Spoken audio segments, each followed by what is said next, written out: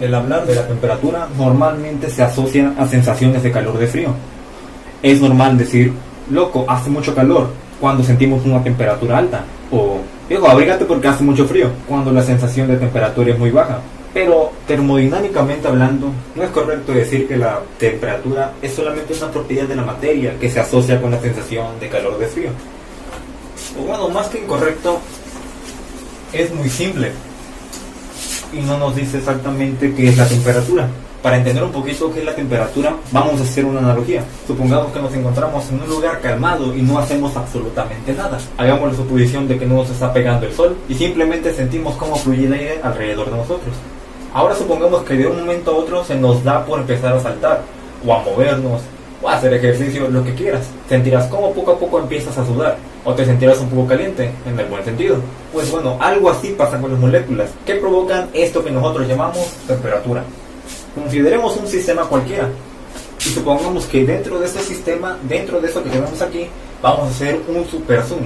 Un zoom tan grande de tal manera que podamos ver las moléculas, lo que está pasando dentro de este relajito. Si consideramos un elemento sólido, por ejemplo, notaremos que nos encontraremos ante moléculas uniformemente distribuidas que se encontrarán unidas entre sí por medio de estos resortitos. Si contáramos, por ejemplo, con un líquido, estas moléculas se encontrarán un poquito más dispersas. De igual manera podrían contar con estas fuerzas que hacen que se junten, pero estas fuerzas no serán muy fuertes. Por lo tanto, estas moléculas cada una andará casi por su lado. Y finalmente, solamente para entender un poquito más, cuando hablamos de un gas, normalmente las moléculas se encuentran aún más separadas, aún más que cuando hablamos de un líquido. Y es aún más difícil que las moléculas de gas vuelvan a unirse. Es por eso que vemos que cuando soltamos un gas, este solamente se expande.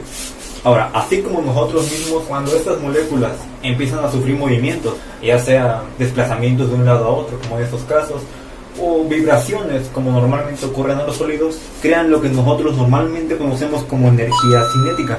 Ya que, como sabemos, la energía cinética está muy relacionada con el movimiento o la velocidad de un objeto. E incluso se menciona que también cuenta con energía potencial, ya que siempre desde un punto o un eje de referencia se contará con esa energía. Ahora, si todas las moléculas cuentan con estas dos energías, en conjunto están conformando lo que conocemos como la energía interna con la que cuenta este sistema. Y esta, desde el punto de vista molecular o desde el punto de vista de la termodinámica, normalmente le cambiamos el nombre a energía térmica, ya que, digámoslo así, es una fuerza impulsora para que se lleve a cabo la transferencia de calor. Todas estas moléculas, cuando empiezan a sufrir en conjunto movimiento, empiezan a emanar lo que conocemos normalmente como calor o energía calorífica, como algunas personas le dicen. En el caso de los sólidos, que las moléculas están un poquito más juntas, la velocidad que se tomará en cuenta será la de vibración, ya que al estar todas amarradas entre sí, digámoslo así, cuando la temperatura aumenta es cuando empiezan a vibrar. En el caso de un líquido o de un gas, se dice que en conjunto empieza a existir esa transferencia de calor cuando las moléculas empiezan a moverse a velocidades altas. Si consideramos, por ejemplo, cierta cantidad de agua, pero que esta además se encuentre hirviendo, e hiciéramos un hiperzoom para ver qué es lo que está pasando dentro de ella, observaríamos cómo las moléculas que se encuentran dentro del agua se mueven a una velocidad alta. Mientras que si por otro lado consideramos un bloque de hielo y nuevamente hiciéramos un zoom en alguna parte del sistema, observaríamos que las moléculas que conforman esta partecita del hielo que analizamos se encontrarían completamente quietas. Esto porque la temperatura en este sistema, nuestro hielo, es demasiado baja. Las moléculas apenas siquiera pueden moverse. Mientras que cuando contamos con algo caliente, las moléculas, como vimos, se encontrarán moviéndose a una alta velocidad. De esta manera podemos definir a la temperatura de la siguiente manera. La temperatura es la propiedad de la materia que mide la energía de las moléculas de un cuerpo, es decir, la agitación de las moléculas que conforman un cuerpo.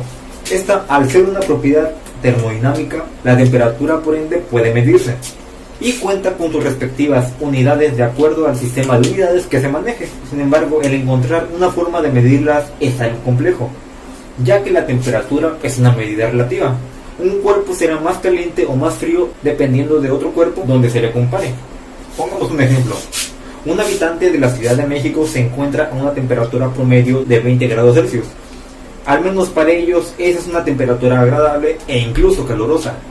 Pero esta temperatura es fría para un habitante de, por ejemplo, Veracruz. Un habitante del puerto de Veracruz normalmente se encuentra a una temperatura de 30 o 40 grados Celsius. Ahora, ambos lugares son extremadamente calientes cuando se le comparan con alguien que vive en la Antártida, donde las temperaturas se encuentran bajo cero, ¿no? Un lugar extremadamente frío.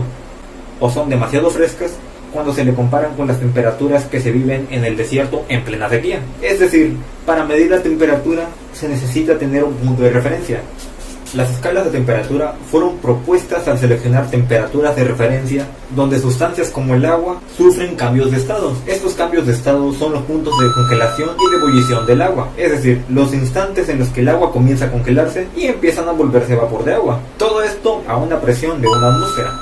En el sistema internacional, la escala de temperatura que se utiliza es la escala Celsius, esta representada con los grados Celsius. En el pasado se le conocía como escala centígrada, pero su nombre fue cambiado en el año de 1948 en honor al hombre que la diseñó, el astrónomo sueco A. Celsius. En el sistema inglés se utiliza la escala Fahrenheit, expresada por medio de los grados Fahrenheit. El nombre de esta escala en honor al fabricante de instrumentos alemán de Fahrenheit. Ahora, dentro de la termodinámica, para cuestión de análisis y experimentación, es muy conveniente utilizar una escala de temperatura que no dependa de las propiedades de cualquier sustancia. Recordemos que anteriormente habíamos mencionado que las escalas de temperatura están calibradas o relacionadas en función de los cambios de estado del agua. Este es el caso de la escala de temperatura termodinámica, aunque normalmente se le conocen como escalas absolutas, ya que a diferencia de las escalas de temperaturas mencionadas anteriormente, no necesitamos tener una temperatura de referencia que dependa de la sustancia como el agua. En estos casos, la temperatura inicial es el punto más bajo registrado, es decir, el cero absoluto. En el caso del sistema internacional, la escala absoluta que se utiliza es la escala Kelvin, denominada por la letra K. El nombre en honor a William Thomson, llamado Lord Kelvin, físico y matemático británico. Por otro lado, la escala de temperatura termodinámica en el sistema inglés es el Rankine, representado por la letra mayúscula R, y llamada de esta manera en memoria del ingeniero físico escocés William Rankine. En ambos casos, al ser considerados valores absolutos, se le ha eliminado el circulito que expresa los grados, como en el caso de los grados Celsius o los grados Fahrenheit. Otra escala de temperatura que resulta casi idéntica a la escala Kelvin es la escala de temperatura de gas ideal, pero esta se analizará en otro video. En ese momento hay que hacer una pequeña pausa para hablar de un instrumento muy importante para nosotros.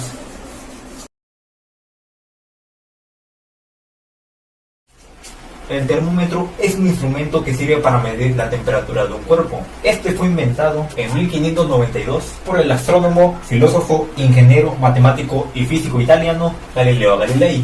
El más viejo, o del que se tiene mayor registro, consiste en un instrumento de vidrio que aquí adentro cuenta con mercurio.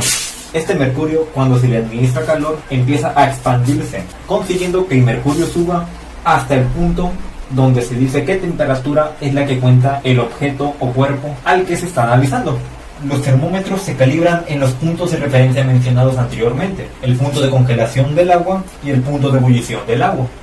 Haciendo una relación entre las escalas de temperatura, la escala Celsius, la escala Fahrenheit, la escala Kelvin y la escala Rankine, analicemos los puntos de calibración y las respectivas magnitudes que cuentan en su respectivo sistema. Por ejemplo, el punto de congelación del agua en el sistema internacional y la escala Celsius se ha colocado en los 0 grados Celsius, mientras que en el sistema inglés con la escala Fahrenheit se ha colocado en los 32 grados Fahrenheit.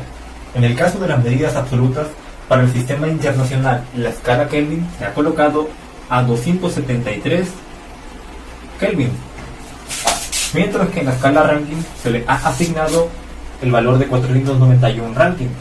Esto para el punto de congelación. Ahora, el punto de ebullición dentro del sistema internacional en la escala Celsius se ha colocado en los 100 grados Celsius. En el caso del sistema inglés se ha colocado en los 212 grados Fahrenheit. Para medidas absolutas, en el sistema internacional, es decir, la escala Kelvin, se ha colocado en los 273 Kelvin, mientras que en el sistema inglés, la escala Rankine se ha colocado a los 671 Rankine. En sus respectivas escalas, el agua empieza a hervir, mientras que en este punto el agua se congela, punto de congelación y punto de ebullición. Ahora analicemos el cero absoluto. Lo que en el sistema Kelvin y en el sistema Rankine es el cero absoluto, en el sistema internacional, escala Celsius, se encuentra a menos 273 grados Celsius o 273 grados Celsius bajo cero, mientras que en el sistema inglés la escala Fahrenheit se encuentra en los menos 459 grados Fahrenheit. o 459 grados Fahrenheit bajo cero.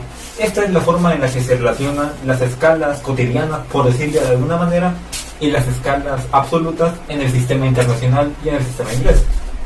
Ahora, matemáticamente se relacionan por medio de unas cuantas fórmulas. Para pasar de grados Celsius a Kelvin, se utiliza la siguiente expresión.